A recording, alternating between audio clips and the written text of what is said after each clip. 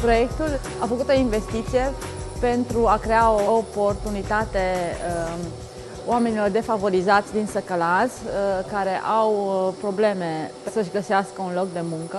De asemenea, ei au și o mare responsabilitate pentru că sunt acționari la această firmă și trebuie să-și genereze veniturile pentru salarii.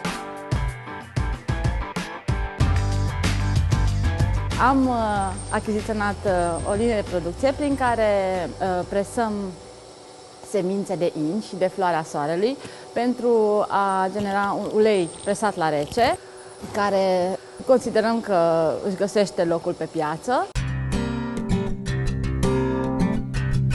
Sunt din Săcălaz, suntem 5 angajați, 4 muncitori și eu managerul. Până acum niciunul dintre noi n-a mai lucrat niciunde. Asta este primul serviciu de când am terminat școala. Ni s-a oferit o șansă și am profitat de ea.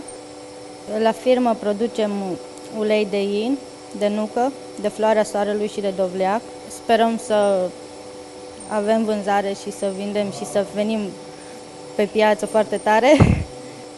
Din asta trăim, efectiv. Este venitul nostru pentru familie, pentru copii. La firmă este angajat și soțul meu. Avem un copil de 4 ani. Sperăm ca firma să meargă, să fie o oportunitate pentru noi și pentru copilul nostru. În viitor să o ducem mai bine.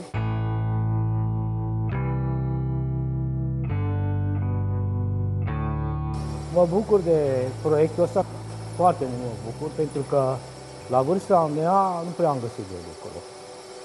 Nu prea am găsit, la vârsta de 52 de ani, cam greu. Și s-a început proiectul cu școlarizarea, cu cursurile. A fost domnii care s-a implicat în acest proiect. Mă bucur foarte mult. Foarte mult mă bucur.